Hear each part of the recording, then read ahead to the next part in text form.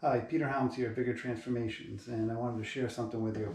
I've been working on loosening up my fascia for a couple months now, and what I believe to be true is that my right leg and hip had gotten so tight over the years. I had actually sprained the ankle so many times that the bottom of the foot, I was told the bones were starting to spread and grow. But I didn't really quite believe it. And what I'm realizing now is I've loosened the fascia through my hip and especially my hamstring. Now I've actually been able to loosen the fascia in my gastroc and the soleus as well. There's no way possible to really elicit any great response in your lower leg until we can actually start to loosen up the hip. And I've actually been able to do it.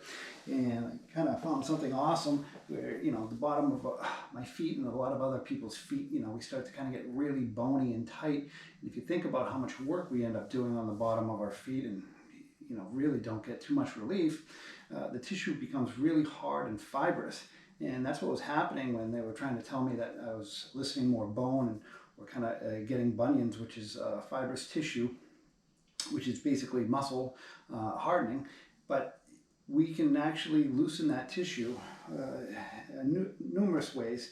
I tried to loosen it before with massage guns and Theraguns on the leg, with getting very little to no response. But as I loosen my hamstring, I've now been able to loosen it behind the knee, getting a greater stretch through the gastroc.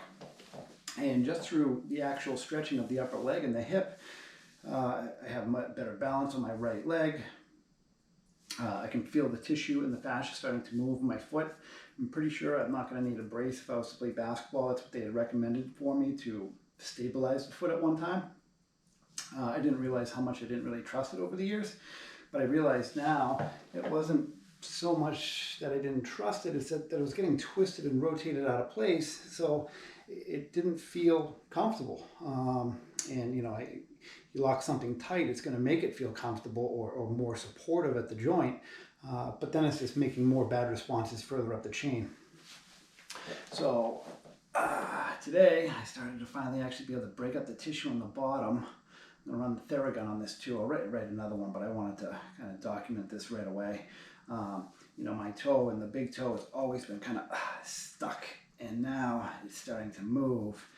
I always thought it was the top of the joint that was restricting my movement. I now realize it's not. It's the fascia on the bottom, big toe line. I think I end up with plantar fasciitis on this foot twice, which now again I understand is the fascia just getting really tight. We kind of think we loosen it by rolling it out with a golf ball and whatnot, which, you know, I ain't done. It alleviates the pain, but eventually it just kind of gets encrusted and stuck in more scar tissue and kind of restricts our movement patterns afterwards. So in order to truly start to release our bodies, just like I kind of thought, start at the hips, start working our way down, and kind of even just through natural movement, it'll start to dissipate and move.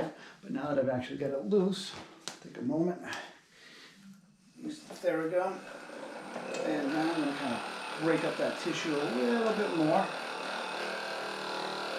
Right on that bony protrusion, which is really technically more just scar tissue, if you will. But you can take that scar tissue and actually turn it into moving muscle, fascia once again. That's the great part. Is the body's become so tight. Imagine a muscle that's full, right? You know, it's like this, but over time it starts to compress and get really tight. And now it's like a cable, some will refer to it, or again, it kind of feels more bony. But the great thing is once we start to kind of loosen the fibers and we can start to elicit them and move them back into a natural alignment, it's much easier with our outer extremities once we get the tissue moving enough.